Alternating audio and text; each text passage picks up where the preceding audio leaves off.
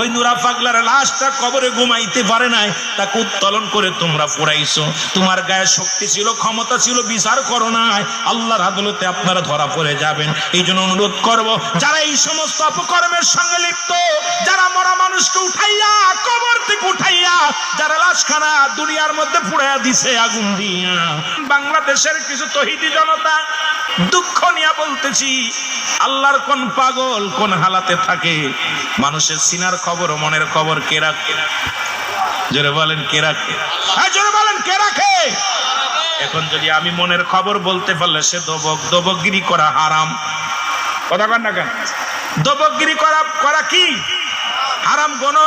গণকরা হারাম, গণক করা হারাম, দবকগিরি করা হারাম। এখন আমার দেশের তৌহিদি কিছু জনতা বাইর হয়েছে, মানুষের সিনার খবর জানে, মনের খবর জানে, হারাম কাজের সঙ্গে লিপ্ত। হয়তো তৌহিদি জনতা এখানে দুই একটা থাকলে তারা বুঝতে পারবেন আপনি আমার মনে মনে কি বলতেছি।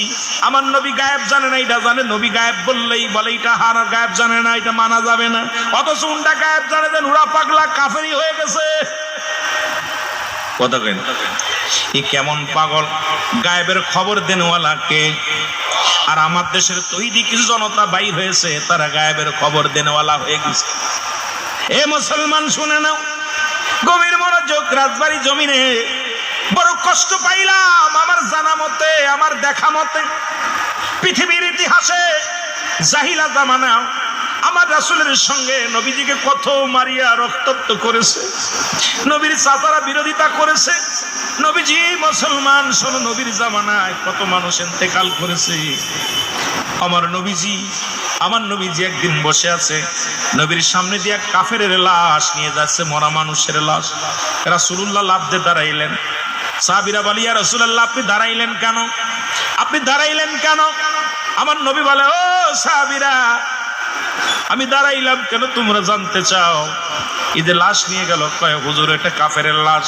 না রে না, ও তো যদিও কাফেরের লাশ, ও তো একজন মানুষ। আমি তো কাফেরের জন্য দাঁড়াই নাই, আমি দাঁড়াইছি মানুষের লাশ হিসেবে আমি দাঁড়াইছি। সুতরাং আমার নবী মানুষদেরকে কত ভালোবাসত, কত মায়া করতেন। আমার নবীজি কখনো ঘৃণা করেন নাই। আমার নবী অসংখ্য কাফেররা নবীজির জামানায় মারা গেছেন, নবী জীবিত থাকাকালীনই।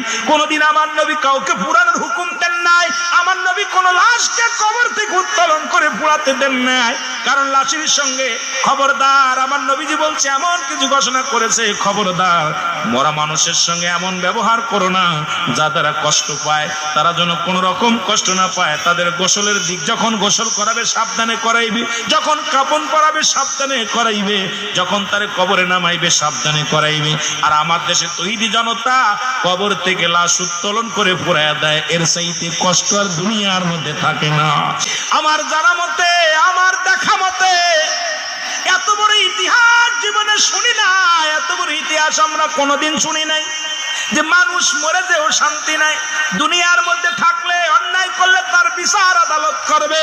যদি সে কুপুরি করে, আলেম উলামা পরামর্শ করবে, তার সঙ্গে ব্যস্তারকে বসবে, পরামর্শ দিবে। ইন্তেকালের পরে বিচারের দায়িত্ব কার? মরার পরে বিচারের দায়িত্ব কার?